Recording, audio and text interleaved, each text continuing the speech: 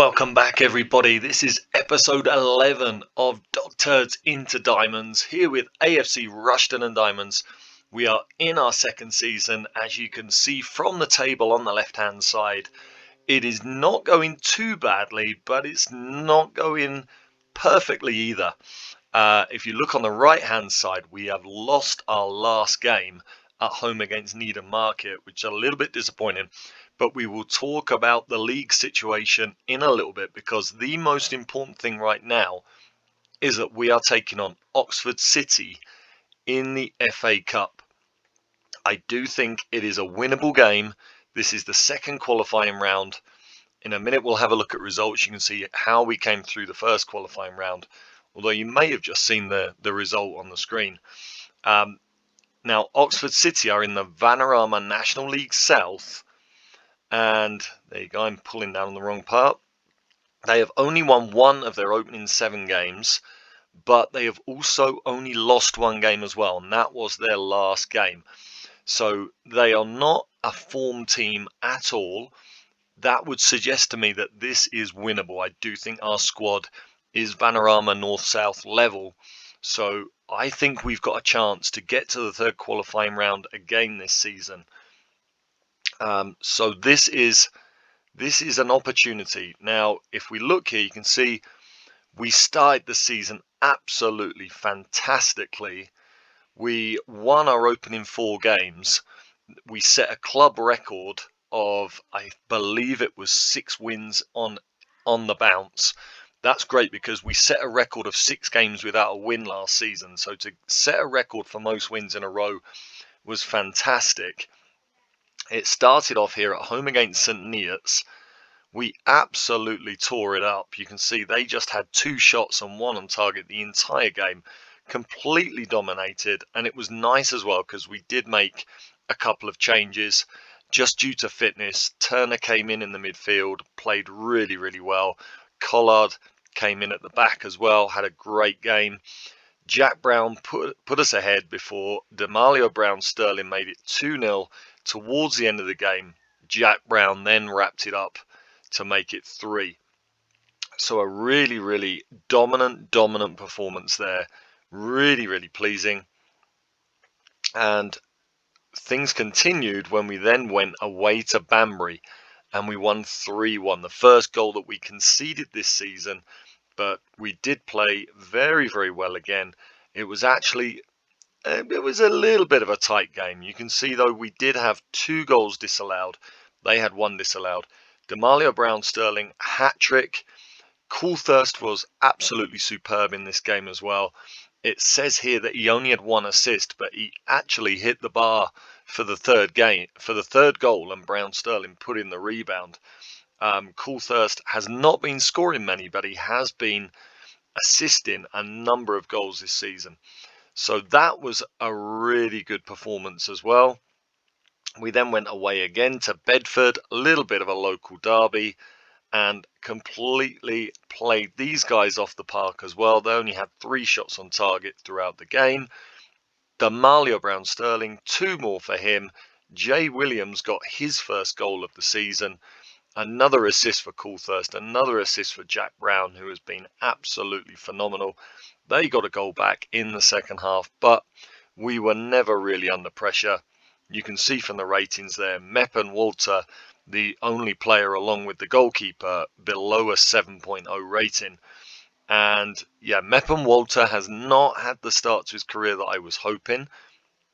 But we were, at this point, we were 4 wins out of 4 and looking superb before we drew 1-1 with Stourbridge.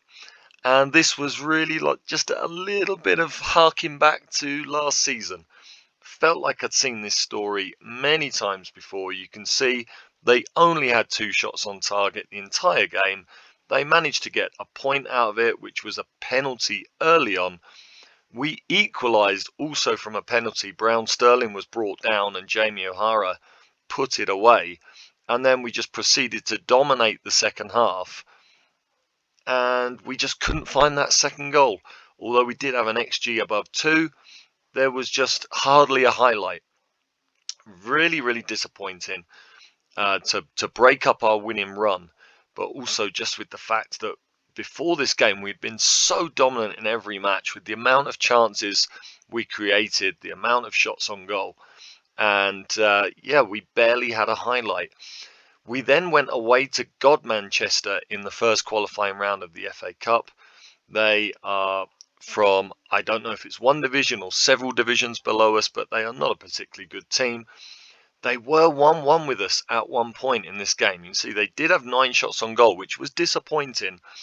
So it kind of worries me that we've been conceding quite a lot of shots, probably more than last season, but we also had a lot of shots, 11 on target, scored 6 goals. Jack Brown, awesome again. 2 goals for him, plus 2 assists. Coulthurst got a goal, which was nice because he hasn't had many. Brown Sterling got on the score sheet. We were well up at half time. I made changes at half time, rested Brown Sterling. Parks got his first goal of the season from the penalty spot in the second half before Jamie O'Hara wrapped it up with a long-range effort. And Parks, he's been a little bit disappointing. The last episode, I completely forgot the name of James Ward-Prowse. I was likening Parks to James Ward-Prowse. I was kind of suggesting he might be the non-league James Ward-Prowse in terms of an average midfielder who's all right, not bad, but he's just got that amazing free kick. Well, in terms of free kicks, we've seen nothing from Jordan Parks so far, which is a little bit disappointing. But that was how our results had been going. I thought maybe that draw might just be a little blip, but then at home against Needham Market, our first defeat of the season. So maybe this looks like more of a blip. You can see once again we totally dominated, but our XG didn't go above them until kind of the last half an hour of the game. We were really disappointing. So they got the goal on 60 minutes, which they had all the highlights, even though they didn't have many chances. As you can see, they had all the highlights. We did not have a highlight, I think, until about 15 minutes from time when I was playing a 4-2-1-3 formation with 3 strikers on the field just desperately trying to get a goal. Coulthurst missed a very good opportunity in the last few minutes, and we ended up with our first defeat of the season. And these last 2 games in the league have concerned me. You can see here we had Williams and King James suspended, so Turner was playing in midfield. He was diabolical in this game, very poor. And yeah, I'm worried that the last couple of games we've barely created a chance worthy of a highlight.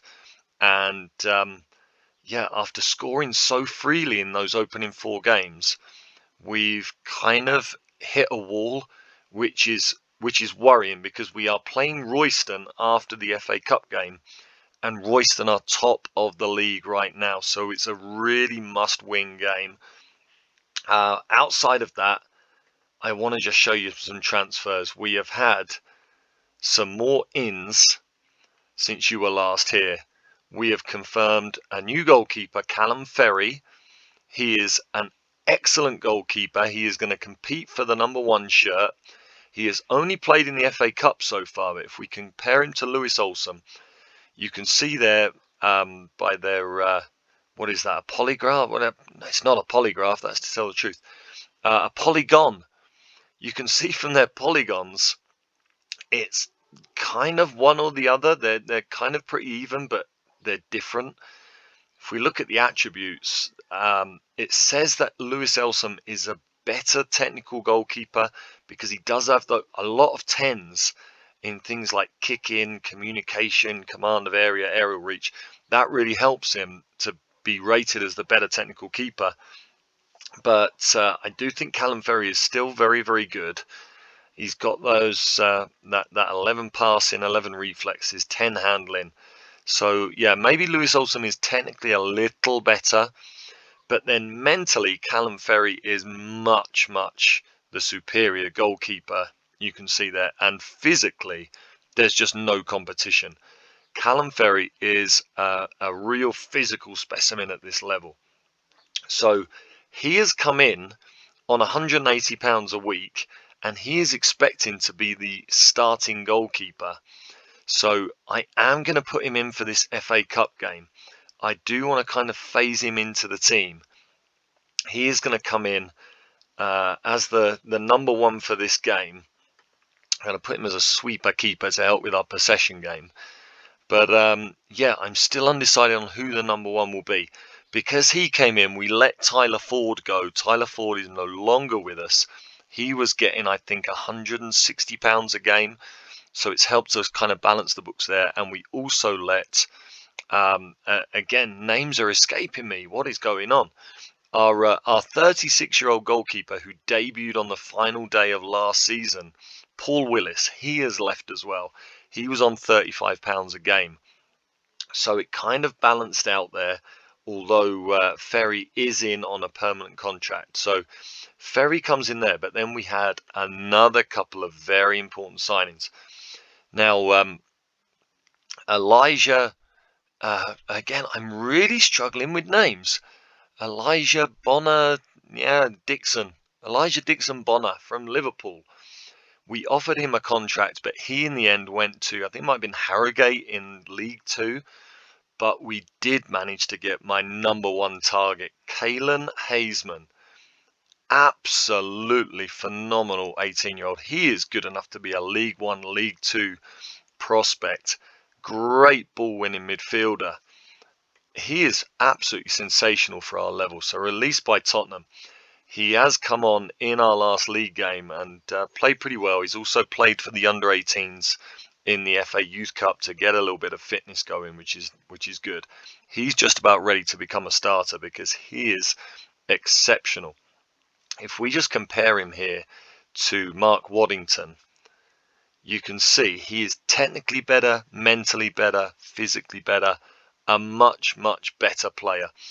I think that he will be the starter very, very soon, and we'll be looking at Mark Waddington as possibly a player that we want to move on during the course of the season, because he earns £230 a week, which is really far more than we can pay for a player that's not in the team, and I will show you in a little while just why. We also bought in here Thomas Hughes. This was kind of one that I couldn't resist. I wasn't planning to do it, but then he was available. He agreed a contract. He's just been released by Ipswich, and he looks absolutely fantastic in terms of his technical ability.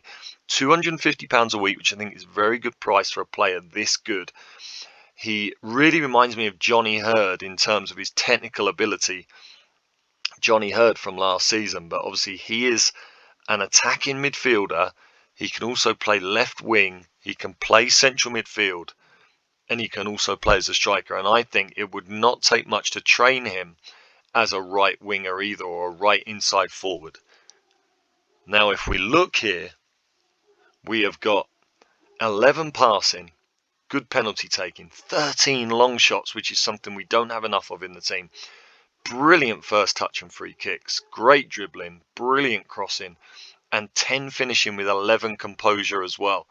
So I think Thomas Hughes can be a really great inside forward, and it might just provoke us to go back to our 4-2-1-3 from last season, or a 4-2-3-1.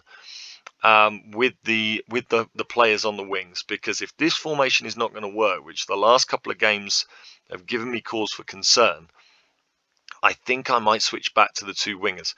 Would be a little bit problematic because I've loaded the team up with strikers and central midfielders now, but it gives me that option. I think he is just going to be very, very useful, and it just gives us the option of those two formations. But like I say, I can imagine him maybe coming in place of Jamie O'Hara. And in terms tactically, you can see that today, for today's FA Cup game, I'm looking at starting Eric Bougarin, the Spaniard. I want his 13 dribbling, his 13 finishing, his 13 first touch, and his heading has gone down from 13 to 12, but still very good. I want to bring him in because I feel like he's coming in as a poacher. I want to see him come in, and I want him to help out with goals, because Shaq Coulthurst, the Shaq attack, he's only got 2 in the first 7 of the season, but he does have 4 assists.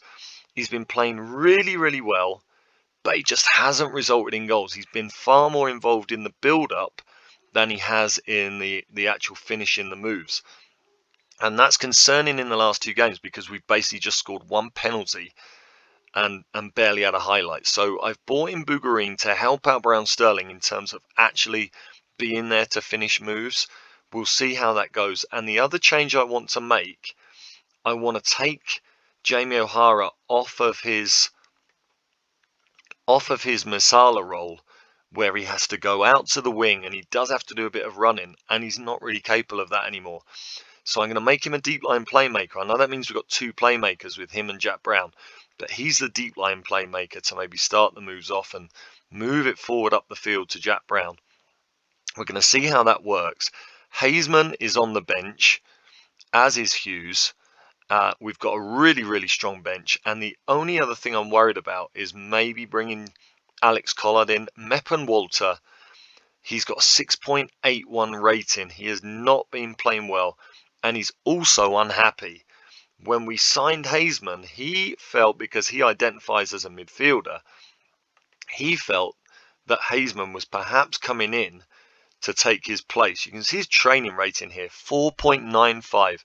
Since Haseman came in, he got the hump about having more competition for places. I assured him that he wasn't brought in to replace him, but he's trained horribly. He's been upset. He's not got good morale. So I'm thinking maybe Alex Collard could end up taking his place back in the team, but I'm not going to change it for today. I don't want to make too many changes. So, yeah, we've got to keep an eye on Meppen Walter. He also earns, was it £250 a week? Sorry, he's paid by the game, £375 a game, which is absolutely huge. If he is not cutting it, I might just let him go, even though he's only just arrived, because we are now £100,000 in debt, and we are around about £400 nearly, maybe £360 a week over the wage budget, which is basically what we pay him per game. So if it's not working out, I might let him go and bring Alex Collard back into the team. So that's the situation we're in. We're going to do a 2-part episode today. The first one here against Oxford City in the FA Cup. We're going to see how that goes. I'm getting loads of opponent instructions from my assistant now. Now I've upgraded my assistants, it seems like I'm getting lots and lots of suggestions. I am accepting them all, but I'm a little bit worried that with so many suggestions, I'm kind of bogging the players down in their roles. I'm not giving them enough freedom. The other thing I want to do is start to play wider.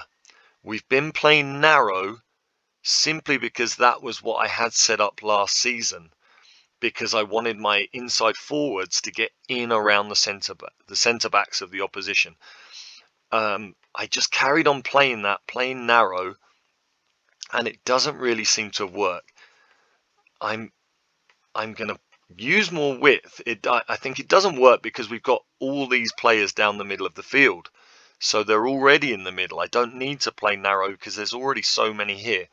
So opening up the width, I'm hoping we'll get our fullbacks in a little bit more and just allow us to open the field up and not give the opposition the chance to really pack out the box. So I made those changes there, and I am taking off Get Stuck In because we're getting loads of bookings. We'll see how necessary that is. So let's get into this, because again, we've been talking for a long time now. We want to play the game, but there kind of has been a lot going on. I'm hoping the last 2 results are just a little bit of a blip. What concerns me is that they were home games, and we are now playing at home here as well. And I don't know if maybe these tactics, let's go. I want to be impressed today. Yeah, no one reacts. Yeah, I'm a little bit worried that these tactics maybe don't suit playing at home. Maybe it kind of gives the opposition the chance to pack out the box. So I'm going to see how it goes. I've got the option of changing back to last season's formation depending on the situation. So I think Oxford playing a 4-4-2 suits our formation, so that could work in our favour. And we get the first highlight. O'Hara with that great passing, and what on earth happened there? Okay. Well, we're still going. It's still on the highlight as we get in with Brown Sterling, and we get a great start to the game. His 8th of the season, although he hasn't scored in his last 2 in the league. He has been having a good season, partly helped by one game where he got a hat-trick, another game where he got 2 more. So I need him to be more consistent. Last season's top scorer in the Southern League. So 8 already. We're obviously still very, very early in the season. He was actually offside there, wasn't he? Maybe we've been a little bit fortunate to get away with that, but we will take it. Let's demand more here. We are the better team right now. The team have not reacted well to being having more demanded of them, but we're back in again as King James gets D'Amalio Brown-Sterling in again. And maybe with Oxford City being a league higher than us, maybe they've just had a little bit of overconfidence. They've maybe played a little bit of a high line, and they've given Brown-Sterling, with that awesome athletic ability that he has, the chance to get in behind. And this looks like we are at the moment on course to make the 3rd qualifying round of the FA Cup. I would like to see if we can go further. Warburton has picked up an injury, so Fenlon comes on at left back as Jap Brown now gets the chance from this free kick. He scored a few last season and he has scored another. He has already got 5 this season. He has been absolutely sensational. 5 goals and 6 assists already for him. What a player at our level. We now have a number of real game changers, and I have to be happy with this first half performance, don't I? I want to see us carry this on in the next game against Royston in the league, try and peg back their lead in the table. But what a sensational way to be doing it in the FA Cup right now. You're doing brilliant, keep going. So unfortunately we've already used one substitution. Richardson and Waddington a little bit tired, as is Brown-Sterling. Hopefully they don't get it back into it here as they head one over. Ferry has not really been troubled today, just 1 shot on target. And we now get a corner. Can we just completely kill the game off here, please? Waddington with 1 assist to his name today. Now, Williams gets the cross in. Bougarine hasn't really had much involvement in the highlights. As we now get a nice little move to get in there. Jamie O'Hara, I feel like he's been much more involved as a deep line playmaker. Williams with the cross. Brown can't get onto it, and O'Hara, I think that was off the bar, wasn't it? And we get another corner here. Absolutely dominating this Vanarama. I think they're Vanarama South. This Vanarama South team, not even in the game. They cannot live with us. Sensational performance, which is really pleasing with how poor we've been. Bougarine does now get in, forces a save out the keeper. Probably should have done better. It's just corner after corner here. Waddington back to James. Nothing comes of it. Let's make changes here. I'm going to praise the players. They've been playing really well. They're happy with that as they now get a chance, and Ferry claims that very nicely. Do I start him in the next league game? Olsson has played very, very well, but Ferry has got Brown-Sterling in. I thought maybe he might have got in behind. He does now get in. And it's a hat-trick for D'Amalio Brown-Sterling. No, it's not. Sensational goal. Was he offside this time? He absolutely was not. So we've had one go in our favour and one go against us. Let's make some changes here.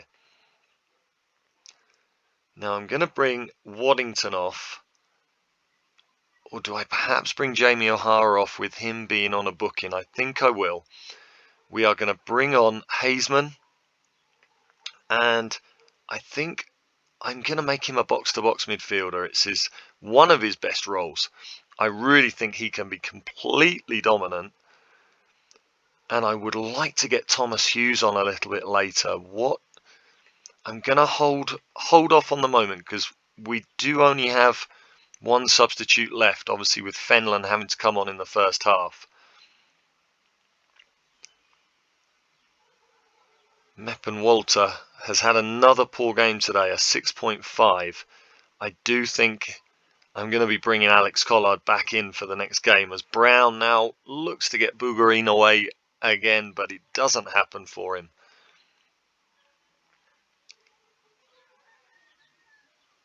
Meppen Walter, one thing he does do well is read the game as Brown Sterling gets in and puts another one wide. Should have probably had his hat-trick today.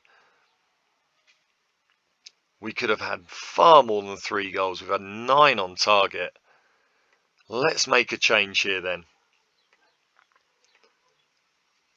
Now, yeah, Bougarine is very tired. I guess he's taken a knock. So I am going to bring Thomas Hughes on for his debut.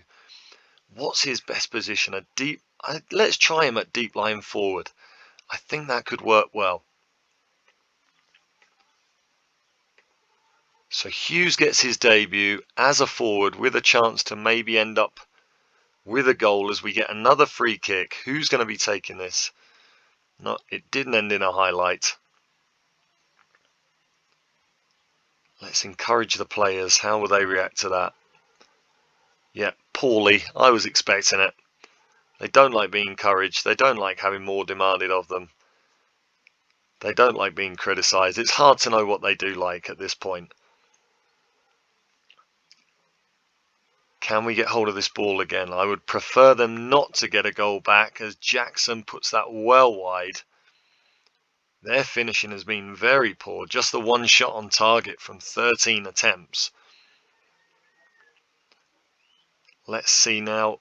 Are we going to get any more highlights before the end of the game? I really feel like Brown Sterling should have had a hat-trick here. Haseman. I think he is going to be ready to start the next game as he gets Hughes in.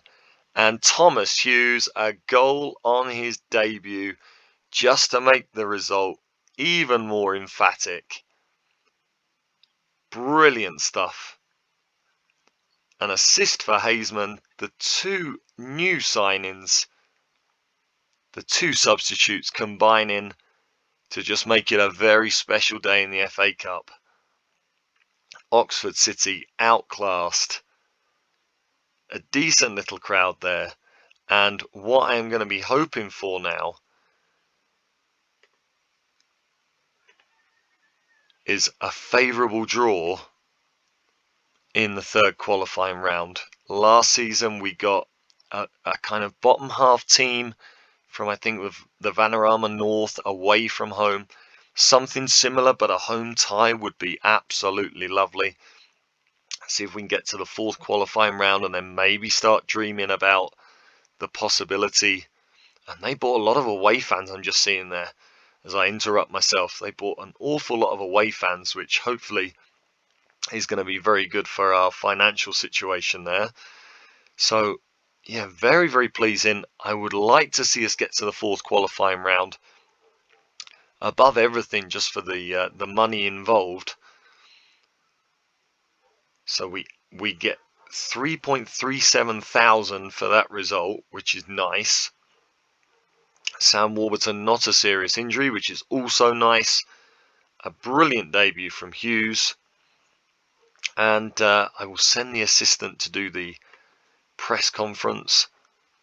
And Brown Sterling with his 2 goals, he probably could have had 3 or 4. We'll tell him he was superb. Let's see if he can carry that on into the next game.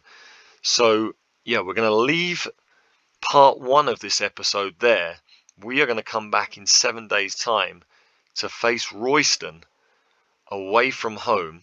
And when we start the second episode, we'll speak a little bit more about how the league table is looking, but you can see it there. We'll leave it there for this first episode. See you back here for the second episode. If you've enjoyed that, please give a like and subscribe to the channel, and click on the link to find out how we get on very shortly against Royston.